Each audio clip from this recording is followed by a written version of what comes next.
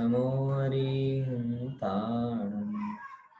नमो सिद्धाणं नमो आयवीराणं नमो वज्रायाणं नमो सौसावो मोक्षमार्गस्य नेतारं वेत्तारं कर्मभूगतं ज्ञातारं विश्वतत्त्वानां वन्दे तद्गुणधर्मं। मोक्षशास्त्र ग्रंथ और उस मोक्षशास्त्र ग्रंथ पर अपनी चर्चा क्षायिक भाव पर आई। कौन से भाव पर? क्षायिक भाव। और क्षायिक भाव में चर्चा करते करते जो क्षायिक लब्धियां हैं, हमने कल इसको इस तरीके से लिया था कि हम अब सिद्धों की एक्चुअल प्रॉपर्टी की तरफ चलेंगे, है ना। और सोचने वाली बात यह है कि अभी तक हम भले ही कितनी बार नमो सिद्धाणम कहते हैं, लेकिन हमें सिद्धों के एक्चुअल वैभव का तो पता ही नहीं, और एक्चुअल वैभव का पता नहीं है, इसीलिए सिद्धों को भी हम असिद्ध की भांति नमस्कार करते हैं, बराबर। तो ये क्षायिक लब्धियां सिद्धों के स्वरूप को बताने वाली हैं। अच्छा, क्या केवल सिद्धों के स्वरूप को बताने वाली हैं या हमारे स्वरूप को भी बताने वाली हैं? समझ में आया? क्योंकि हम बार बार एक भक्ति में पढ़ते हैं कि अशरीरी सिद्ध भगवान आदर्श तुम्ही मेरे। हे सिद्ध भगवान, आप मेरे आदर्श हो। आदर्श मतलब अकेला आइडल नहीं लेना, आदर्श मतलब प्रतिबिंब। प्रतिबिंब जैसे मैं हूं और मैं लैपटॉप में भी दिख रहा हूं, तो जैसा मैं हूं वैसा ही मैं लैपटॉप में दिख रहा हूं ना, है? समझ में आया कि नहीं है? ऐसे ही सिद्ध भगवान आदर्श का मतलब दर्पण है। दर्पण मतलब जैसा सिद्ध भगवान का स्वरूप है वैसा ही मेरा स्वरूप है। इसीलिए जो सिद्धों की लब्धियां हैं वो मेरी ही प्रॉपर्टी है, बराबर। जैसे होता ना, जो युवराज होता ना, युवराज, युवराज समझते ना, राजपाट में, राजपाट में जो युवराज होता है वो युवराज अवस्था में ही सोच जाता है, समझ लेता है कि जब मैं राजा बनूंगा तो इस राज सिंहासन की सारी प्रभुता का अधिकारी बनूंगा, और ये बात ही उसे आनंदित करती रहती। इसीलिए तो महाभारत युद्ध हुआ, दुर्योधन युवराज बन के राजा बनने की कोशिश करता था, क्योंकि उसे ये पता था कि जैसे ही मैं राजा बनूंगा ये सारा सिंहासन, सारा वैभव मुझे भोगने को मिलेगा। मैं आप लोगों को एक बहुत बड़ी बात कहना चाह रहा हूँ, हम सब मोक्ष रूपी नगरी के युवराज हैं। आनंदित होना चाहिए आपको इस बात पर कि हम सब कैसे हैं, कि हम सब इस मोक्ष रूपी नगरी के युवराज। अगर कभी सम्मेलन होता तो मैं तालियां बजवा देता इस बात पर। है? समझ में आया? आनंदित कर, हो, जो सिद्धों का वैभव है सो मेरा वैभव है, जो सिद्धों का भोग है वो मेरा है, जो सिद्धों की प्रॉपर्टी है वो मेरी है। इसीलिए जो यहाँ पर मैं क्षायिक 9 लब्धियां की बात कर रहा हूँ, ये क्षायिक 9 लब्धि सिद्धों की तो है ही, लेकिन ये मेरी भी है, क्योंकि मैं मोक्ष रूपी नगरी का युवराज हूँ। शक्ति में मेरे अंदर में स्वभाव से मेरे अंदर राजा बनने का अधिकार पड़ा हुआ है। पारिणामिक भाव कहता है कि तू राजा बनने का अधिकारी है, क्षायिक भाव कहता है कि तू राजा बनेगा, औपशमिक भाव आदि कहते हैं कि भाई तेरी जब तू राजा बनने जाएगा ना, तेरा औपशमिक भाव से तेरा राज्याभिषेक होगा। क्षायोपशमिक भाव कहता है कि जब तेरा राज्याभिषेक होगा तो मैं जानूंगा, और औदैहिक भाव कहता है कि जब तू राजा का राज्याभिषेक करेगा तो मैं साइड में हो जाऊंगा, बराबर। तब मेरा बस नहीं चलेगा तेरे ऊपर। ये चीज हमें इन 5 भावों के माध्यम से पता चलती है, ठीक है ना। 9 लब्धियों की चर्चा कर रहे थे, तो 9 लब्धियों की चर्चा में कल हमने क्षायिक भाव की बात की थी, और क्षायिक भाव की बात में ये समझने की कोशिश की थी कि भगवान के अंदर में क्षायिक ज्ञान सायिक सम्यक प्रकट होता है। बराबर। और क्षायिक सम्यक्त कैसे प्रकट होता है, तो उसकी बात बताई थी कि मोहिनी कर्म की 7 प्रकृतियों के क्षय से। मैंने बार बार आपको बताया कि श्रद्धा श्रद्धा ये श्रद्धा का काम विस्तृत नहीं है, सीमित है, लेकिन ठोस है। ये 1000 विषयों से जुड़ा हुआ प्रश्न नहीं है, ये एक विषय से जुड़ा हुआ प्रश्न है। श्रद्धा 1000 विषयों से जुड़ा हुआ प्रश्न नहीं है, ये एक विषय से जुड़ा हुआ प्रश्न है कि कोई जीव अपने आप को क्या मान रहा है, कोई जीव सुख को क्या समझ रहा है, कोई जीव जगत को क्या समझ रहा है। ये इन चीजों के गहरे श्रद्धान का नाम श्रद्धा है। बड़े लंबे चौड़े ज्ञान का नाम श्रद्धा नहीं है। बहुत सारे लोगों को ये लगता है कि बहुत ये श्रद्धान तो पंडितों को होगा, श्रद्धान तो व्रतियों को होगा, श्रद्धान तो दानियों को होगा, समाज के कर्णधारों को होगा, हमको कैसे होगा। अरे भैया, यहाँ जो श्रद्धा का मुद्दा है वो दान, ज्ञान, तप, समाज की व्यवस्था, इनसे जुड़ा हुआ मुद्दा नहीं है। श्रद्धा का मुद्दा तो अपने मूलभूत विषयों से जुड़ा हुआ है। और सिद्ध भगवान के लिए ऐसी निर्मलता प्रकट हो गई है कि उनके श्रद्धा के विषय में 3 काल में कभी फेरफार नहीं होता। सिद्ध भगवान को तो ऐसी निर्मलता प्रकट हो ही गई है, मुनिराजों को भी हो गई है। अरे यहाँ तक कहें कि भरत आदि जैसे गृहस्थों को लिए भी ऐसी निर्मल श्रद्धा प्रकट हो जाती है। ओहो, कैसी गजब होगा कि एक तरफ 6 खंड 96,000 का वैभव है और दूसरी तरफ एक अखंड विनायक भगवान आत्मा की श्रद्धा है कि मैं ये हूँ और मैं ये हूँ, इसमें मुझे कभी भ्रम नहीं होता। और बड़ा स्वाभाविक सा है भैया। कभी कोई बड़ा आयोजन होता है ना, बड़ा आयोजन में 5,000 15,000 की भीड़ हो और 15-20,000 की भीड़ में अनाउंस होता है कि भैया GJ011745 ये गाड़ी जिसकी भी है वो गाड़ी हटा ले, पार्किंग में परेशानी हो रही। आते ना कई बार पंच कल्याणक में ऐसा अनाउंसमेंट होता है, ये मैंने मेरी गाड़ी का नंबर बोला। अब समझना कि हजारों की भीड़ में मुझे एक क्षण के लिए भी कंफ्यूजन नहीं होता कि ये गाड़ी पता नहीं मेरी गाड़ी है कि नहीं है, मेरा स्कूटर है कि नहीं है। बोलो, एक क्षण के लिए भी कंफ्यूजन होता है? लाखों गाड़ियां होगी किसी की, वो नंबर जो मैं नहीं हूं, ऐसे उस गाड़ी मकान में भी मेरी कितनी दृढ़ श्रद्धा है, तो जो मैं हूं उसमें मेरी श्रद्धा हो जाए, इसमें कौन सी बड़ी बात है? विचार करके देखो जरा प्रैक्टिकली। अभी मुश्किल क्यों लगता है? मुश्किल इसीलिए लग रहा है कि जो मैं हूं जैसा उसका अहम पना होना चाहिए वैसा नहीं होता है, तो मुश्किल लगता है। और उसमें हम पना हो जाएगा तो सरल लगने लगेगा। तो सिद्ध भगवान मोहिनी कर्म तो बैठे ही है। मोहिनी कर्म तो क्या कहते हैं, इस समय हर जगह चारे बाजू बैठा ही हुआ है। आप कहीं से ढीले पड़ोगे वो उसमें अपना तो करने लगेगा। बराबर ख्याल में है कि नहीं है? तो ये क्षायिक सम्यक्त की बात यहाँ पर आती है। अब देखो क्षायिक चारित्र की बात क्या है। क्षायिक चारित्र दूसरी प्रॉपर्टी अपनी, सिद्धों की प्रकट प्रॉपर्टी और हमारी अप्रगट प्रॉपर्टी है, लेकिन प्रॉपर्टी तो हमारी है। देखो क्षायिक चारित्र क्या कह रहा था। चारित्र मोहिनी कर्म के अभाव से प्रकट होता है। चारित्र मतलब क्या? बार बार ये प्रश्न होता है, चारित्र मतलब क्या? सारा संसार चारित्र के नाम पर बाह्य क्रियाएं गिन लेता है, लेकिन यहाँ विचारणीय बात यह है कि चारित्र मतलब जो मात्र बाह्य क्रिया ली जाए, तो सिद्धों को चारित्र माना जाए कि नहीं माना जाए। इसीलिए यहाँ चारित्र की व्याख्या ही अलग है। यहाँ चारित्र की व्याख्या वो नहीं है जिसे लोग कहते हैं या समझते हैं। यहाँ चारित्र की व्याख्या है कि समस्त परद्रव्यों से हटकर अपने चैतन्य स्वरूप में लीन हो जाना। क्या कहा? क्या कहा? आत्मा जब अपने में जम गया, रम गया, वो जमने रमने का नाम चारित्र है।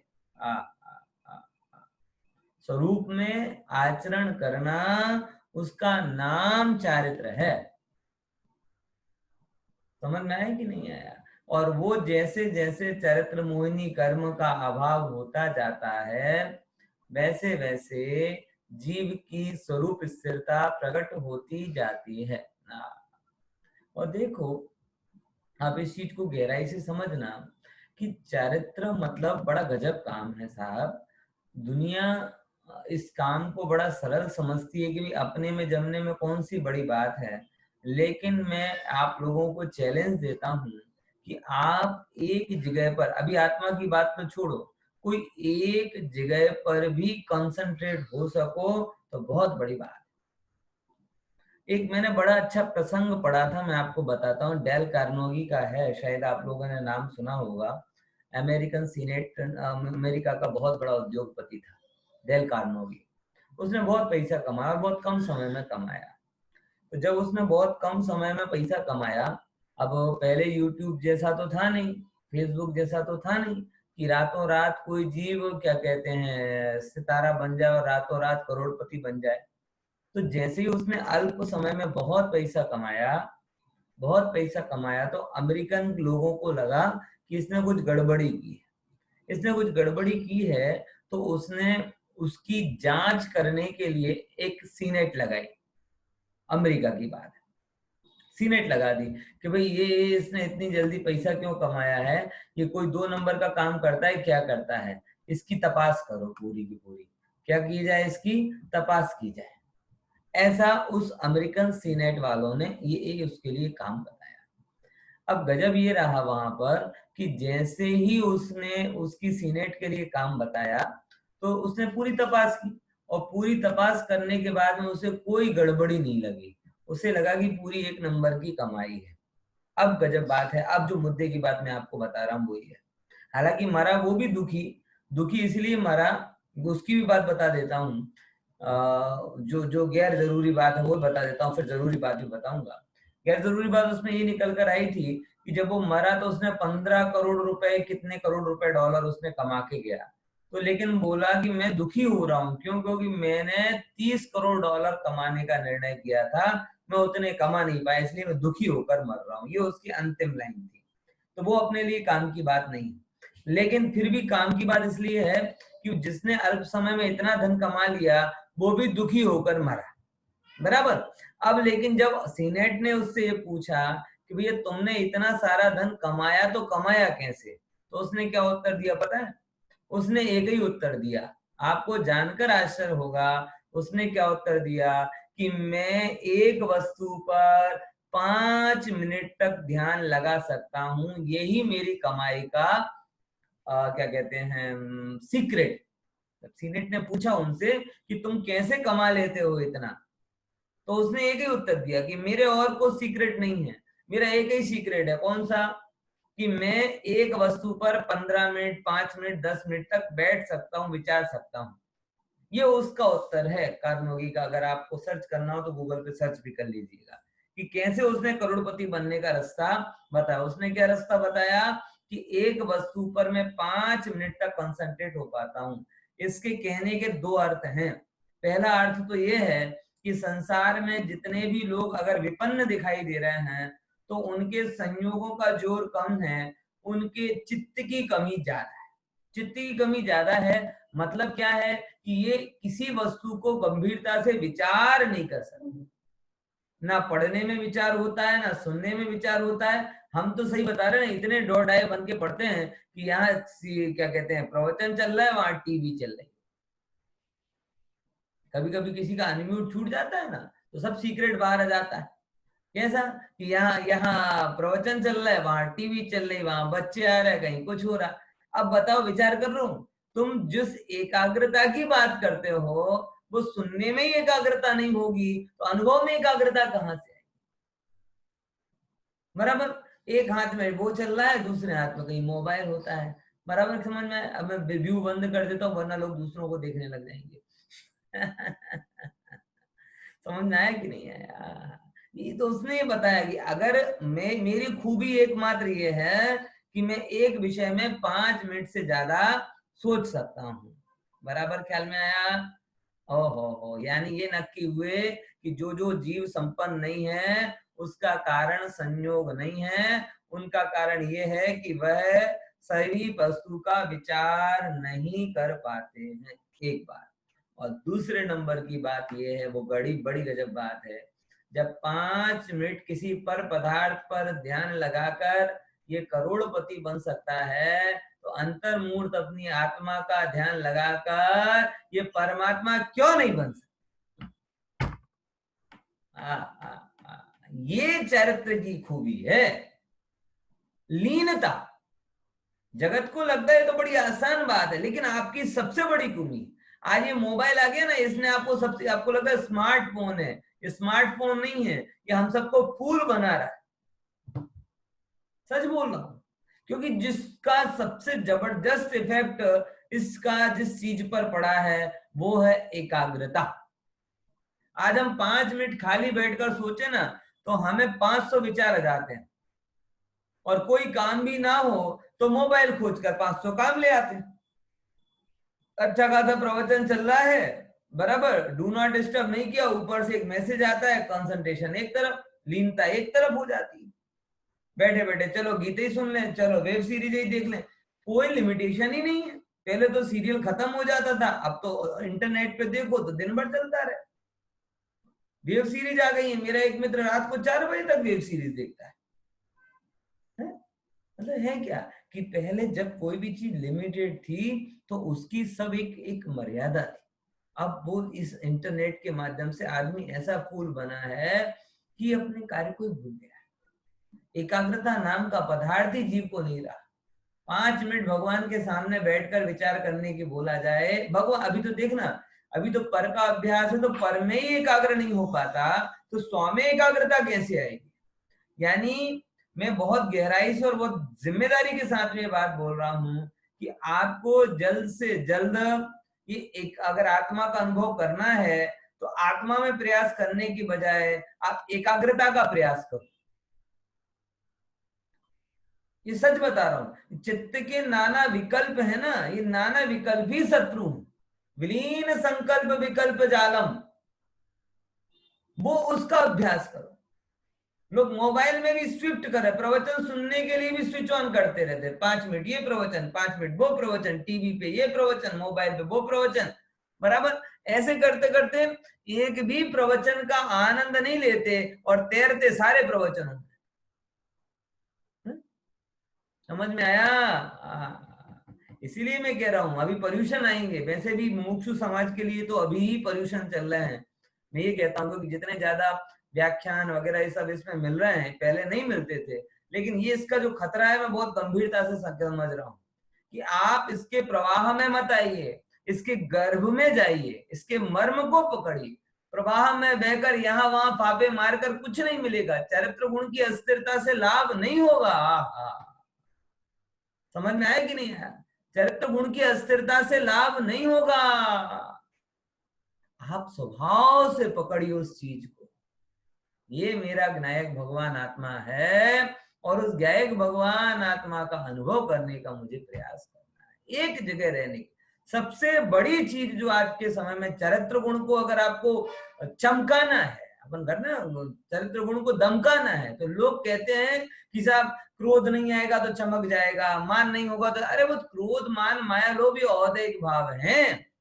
बात समझ में आई? इससे कोई चरित्र गुण का निखार नहीं आएगा। अगर आपका जीव, आपका चरित्र, आपकी स्थिरता एक जगह पर है, तो आप समझ लीजिए कि आप आत्म कल्याण के नजदीक। मैं आपको प्रैक्टिकली एक बात बताता हूं। आपने शायद आप भले ही नहीं करते हो, लेकिन अपनी युवावस्था में कोई ना कोई स्पोर्ट्स तो खेला होगा ना, एग्री करते ना, अपना स्पोर्ट्स या आर्ट एक्टिविटी में आपने पार्टिसिपेट किया होगा कि नहीं किया होगा? आप दो जगह का मैं एग्जांपल दे रहा हूं, आइदर स्पोर्ट्स एक्टिविटी और आर्ट्स एक्टिविटी।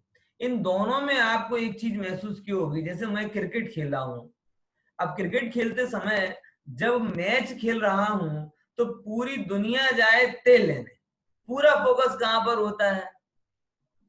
आपका बैटिंग में एक ही फोकस होता है कि मुझे इस बॉल को कैसे खेलना है। ख्याल में आ रहा कि नहीं आ रहा?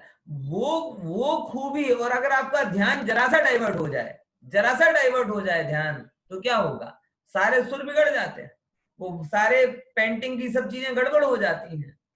क्यों होता है ऐसा? इसीलिए कलाकारी मल्टी डायमेंशनल होने में नहीं है, ये मल्टी फंक्शन के लिए आपके पास में गैजेट हैं।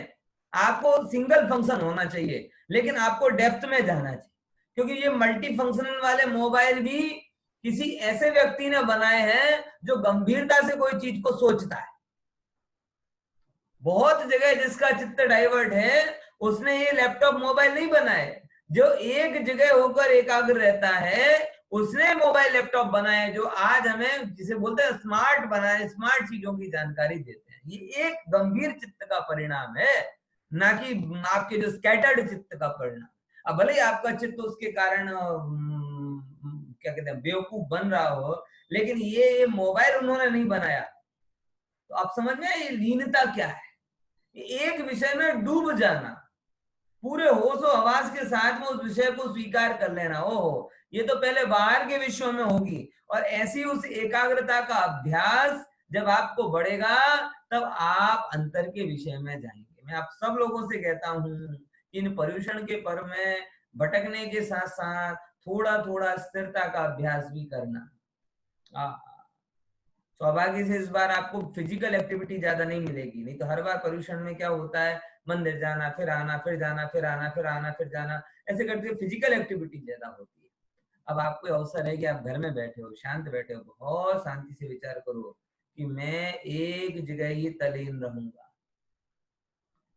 सामायिक आदि किया करो, बराबर क्या किया करो, सामायिक किया करो। सामायिक का मतलब ये नहीं कि नमोकार मंत्र की माला जापा करो, सामायिक का मतलब होता है सारे बाह्य साधन को छोड़कर एक अंदर में स्थिरता का अभ्यास किया करो। ये आपके चरित्र गुण को चमकदार बनाएगा, और ऐसी उस चमक से, ऐसी उस निर्मलता से जीव को ओहो वो पात्रता प्रकट होती है कि जिस पात्रता के बल से वो अपने अंदर में टिक सकता। नहीं तो आपका सारा का सारा क्षौक्ष्मिक ज्ञान भी एकाग्रता के अभ्यास के बिना आत्मानुभवन में बदलने में समर्थ नहीं होगा, इस बात की गारंटी में देता। पॉइंट समझ में आया? बराबर। तो क्या करेंगे सब लोग, 5 मिनट 10 मिनट 15 मिनट जैसा समय होगा आप अपने अंदर में रहने का प्रयास कीजिए। क्या करेंगे इसमें, सबसे पहले बोलना बंद कीजिए, बोलना बंद किए, ये चश्मे बस में उतार के रख लीजिए, मोबाइल वोबाइल दूर कर दीजिए, और शांति से जो कुछ पढ़ा है, जो कुछ सुना है उसका विचार कीजिए। ऊपरी उपाय, उसमें भी मन नहीं लग रहा हो तो कोई एक मंत्र का ध्यान कीजिए। संख्या पे मैं नहीं जाता, लेकिन कॉन्सेंट्रेट होकर, एकाग्र होकर उस स्थिरता का अभ्यास कीजिए, स्थिरता का अभ्यास कीजिए। सुनना सुनना सुनना ठीक है, कब तक सुनोगे, किसके लिए सुनोगे? सारे सुनना भी तो अनुभव के लिए है। सब कुछ करे अनुभव ना करे तो क्या किया? समझे? इसीलिए ऐसे अभ्यास करो, 5 मिनट 10 मिनट। जब चित्त की स्थिरता ना बने तो वांचन करो, थोड़ी बहुत स्थिरता बने तो पुनः ध्यान का उपाय करो, पुनः वांचन करो, श्रवण करो, पुनः लीनता का अभ्यास करो, लेकिन चित्त को भटकाओ मत। ये चरित्र गुण का निखार है, और ऐसा निखार जिनको प्रकट होता है वो अनंत काल तक क्षायिक चारित्र में विराजमान होते हैं। यानी कभी भी अंदर में गए सो गए गए, कभी भी बाहर नहीं आएंगे, ऐसा वो क्षायिक चारित्र होता है। अंदर जाके कभी भी बाहर नहीं आने की गारंटी जिसमें होती है वो क्षायिक चारित्र होता है। ध्यान रखना, रिटर्न टिकट वालों को क्षायिक चारित्र नहीं मिलता।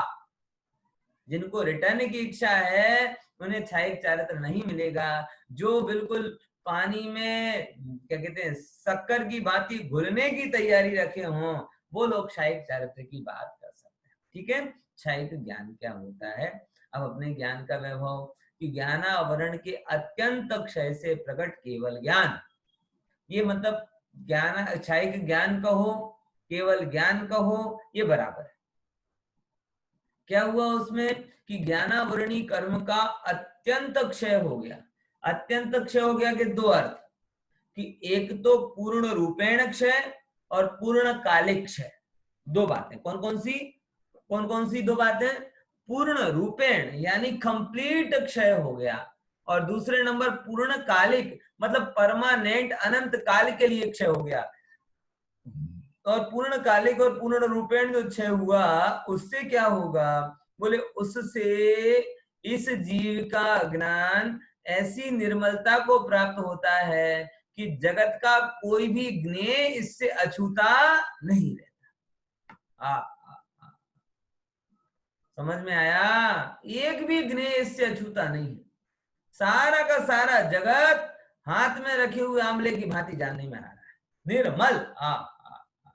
उसकी सर्वज्ञता पे अपन ने चर्चा की थी ना, वही सब इसमें लगा लेना, ठीक है ना। कि एक द्रव्य के अनंत गुण, फिर एक गुण की अनंत पर्याय, फिर एक द्रव्य की टोटल कितनी अनंत अनंत पर्याय, फिर ऐसी अनंत पर्याय अनंत द्रव्यों की, फिर ऐसी अनंत द्रव्यों की अनंत पर्यायों को कैसे जान रहा है, कैसे जान रहा है, सर्वज्ञ भगवान। फिर सर्वज्ञ भगवान एक एक सर्वज्ञ भगवान जो जान रहा है वो दूसरा जान रहा है, दूसरा तीसरा जान रहा है, ऐसा करो जो भी अपन ने सर्वज्ञता को डिफाइन किया था पहले, वो सारा क्षायिक ज्ञान के अंतर्गत में ले लेना, बराबर। एक्चुअल में ज्ञान, ये जितने भी क्षायिक शब्द है ना, ये इसमें अगर सम्यक तो चारित्र और ज्ञान ये लिए क्षायिक हटा दिया जाए ना, तो एक्चुअल में जीव का स्वभाव ऐसा ही है।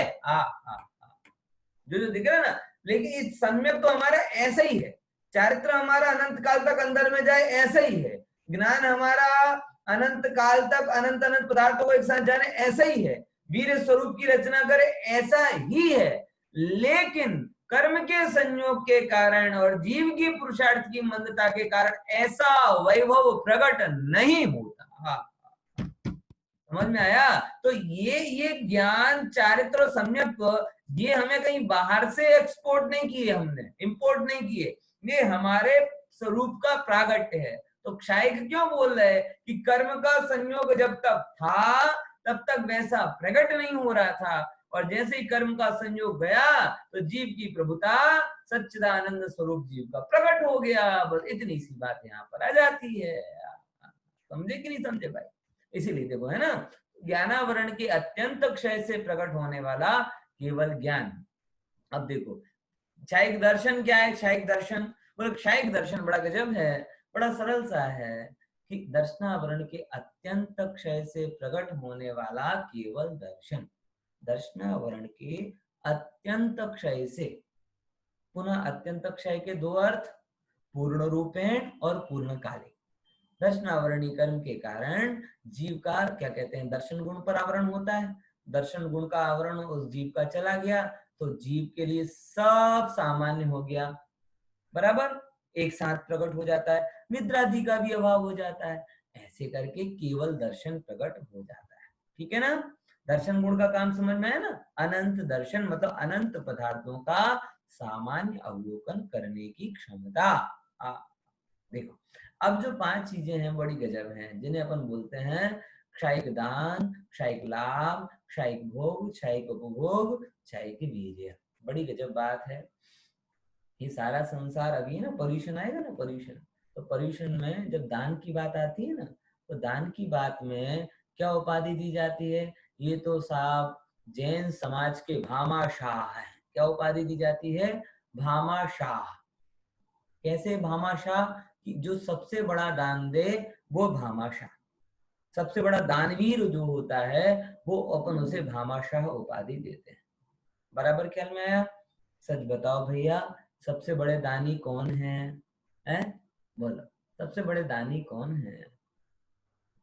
हाँ हाँ हाँ, आपको ये जानकर गर्व होना चाहिए कि जगत में एकमात्र तीर्थंकर अनंत आदि भगवान ऐसे हैं जिन्होंने उस वस्तु का दान दिया जो वस्तु कभी भी क्षय को प्राप्त नहीं होगी।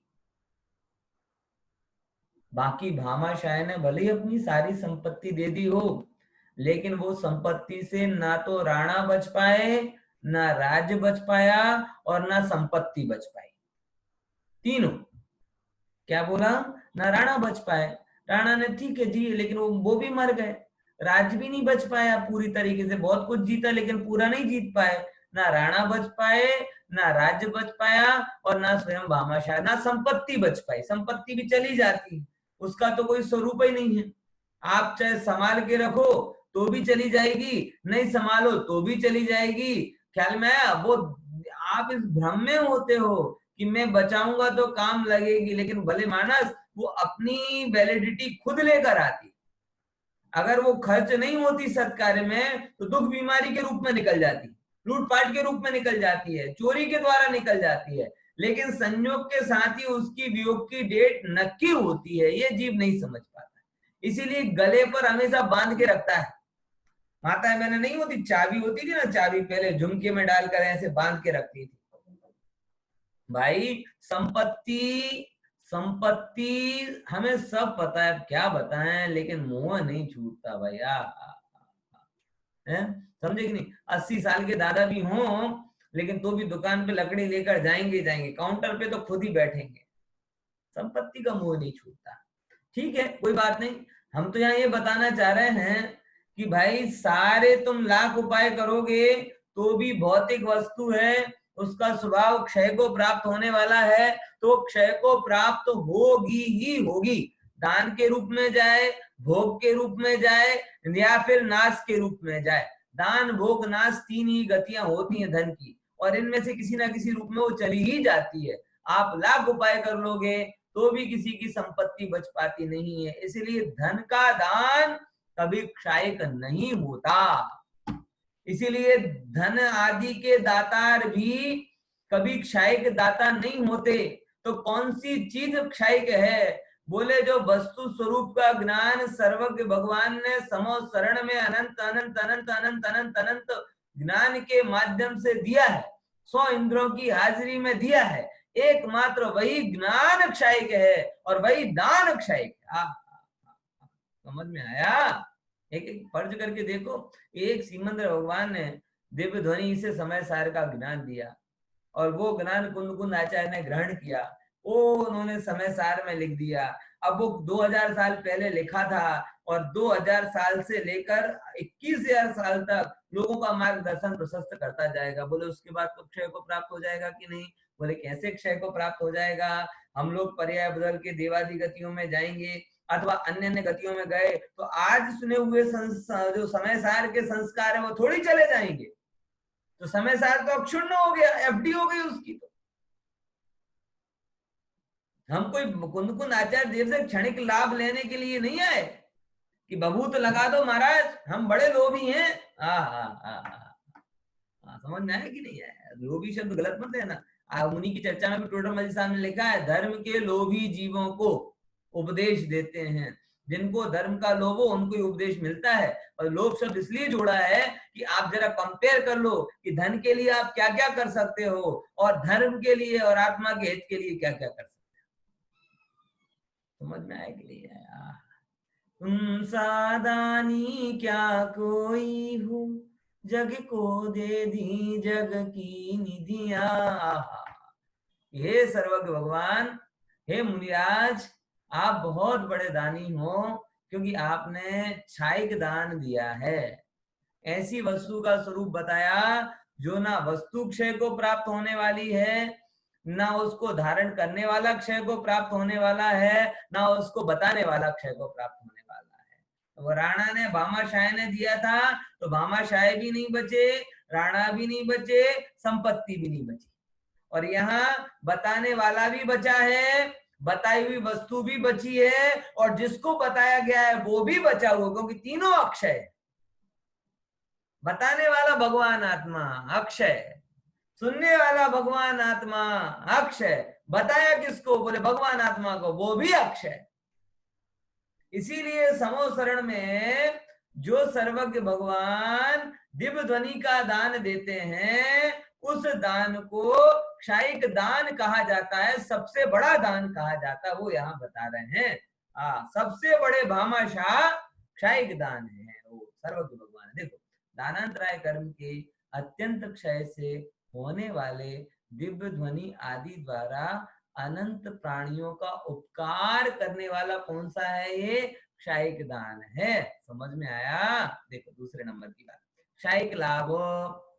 अब गजब है, दान देने वाले का लाभ होता है कि दान लेने वाले का लाभ होता है? यहाँ गजब कह रहे हैं कि जो लेता है उसका लाभ नहीं होता, जो दे रहा है उसका ही लाभ हो रहा है। लेने वाले का लाभ लेने वाले के ऊपर है, लेकिन देने वाले का भी कम लाभ नहीं होता। कि लाभांतराय के क्षय से केवली भगवान के शरीर का बिना भोजन आदि ग्रहण किए बना रहना, ये क्षयिक लाभ है। तो उनका शरीर भी कैसा हो गया, उनका शरीर ऐसा हो गया कि गजब है ना। हम लोगों को लाभ होता है तो पैसे का लाभ होता है। अब लॉकडाउन में पैसे का भी लाभ था, लेकिन मार्केट में सब्जी बंद हो गई तो तुम्हारा पैसा क्या कर रहा है, किराने की दुकान बंद हो गई तो पैसा क्या कर रहा है, ख्याल में है कि नहीं आया। लेकिन सर्वज्ञ भगवान को कैसा लाभ हुआ सोचो, सर्वज्ञ भगवान को ऐसा गजब लाभ हुआ कि सर्वज्ञ भगवान को ऐसा गजब लाभ हुआ कि उनके शरीर की स्थिरता के लिए भी उन्हें एक परमाणु मात्र की जरूरत नहीं। मतलब अब कहते ना पापी पेट का सवाल है, जीने के लिए खाना तो पड़ेगा। अरे भाई सर्व भगवान जी भी रहे और खा भी नहीं रहे। ऐसी वस्तु व्यवस्था उनको मिल गई है, ये क्षयिक लाभ है। बराबर। अब देखो आगे क्या कहते हैं, क्षयिक लाभ हुआ। अब क्षयिक लाभ के बाद में कौन सी बात आती है, बोले क्षयिक लाभ के बाद में आती है क्षयिक भोग। तो क्या होता है, भोग और उपभोग। जगत के भोग और उपभोग की बात में भी लोग अपनी अपनी बात रखते हैं, परंतु वास्तव में हमारे तो भोग उपभोग के साधन बहुत ही पराधीन है कि नहीं है। हर साधन के लिए हमें किसी ना किसी चीज की जरूरत होती है। हमारी आधी जिंदगी तो पता किस में निकलती है, हमारी आधी जिंदगी इच्छाएं करने में, और आधी जिंदगी इच्छा में पुण्य के उदय से जो वस्तुएं मिली उनको संभालने में, वस्तुओं को अर्जित करने में और वस्तुओं को संभालने में, और संभालने पर भी खो जाए तो बिलखने में, रोने में। यही हमारे जीवन का सत्य है। व्यस्त त्रस्त अभ्यस्त रहा। बराबर। लेकिन यहाँ कहते हैं भगवान का कैसा क्षयिक भोग होता है, ये कोई भोग वाला भोग नहीं है। कैसा भोग है, भोगांतराय के अत्यंत क्षय से सहज ही उनको सुगंधित पवन का बहना, पुष्प वृष्टि आदि क्षयिक भोगों की प्राप्ति उन्हें हो जाती है। भोग और उपभोग का पता है ना, एक बार भोगने में आवे सो भोग, और बार बार वो भोगने में आवे सो उपभोग। तो ये पुष्प वृष्टि ये सब भोग में आ गए, और सिंहासन छत्र भामंडल आदि ये सब किस में आ गए, क्षयिक उपभोग में आ गए। देखो उपभोग अंतराय के क्षय से सिंहासन तीन छत्र भामंडल आदि का होना, यानी ये उनके लिए बारंबार भोगने में आते हैं। सिंहासन बना है, बारंबार बना है, उसका उपभोग कर रहे हैं। भामंडल है, धर्म चक्र है, ये सब चीजें उनके उपभोग में आई। अब देखो ये गजब बात है, बहुत कम सेकंड बचे। क्षयिक वीर्य अंतराय, मतलब वीर्यांतराय के कर्म के अत्यंत क्षय से क्षयिक वीर प्रकट होता है, और उस वीर के कारण क्या होता है कि भगवान अपने अंदर में अनंत काल तक डटे रहते। जैसे मैंने हाथ को ऐसा खड़ा किया ना, अब हाथ खड़ा करने में हाथ की ताकत तो चाहिए, सामर्थ्य भी चाहिए। ऐसे अपने में जाने का सामर्थ्य भी चाहिए, तो अपने में जाने का सामर्थ्य उनको इस क्षयिक वीर से प्रकट होता है। ऐसे 9 लब्धियों से संपन्न सिद्ध भगवान होते हैं।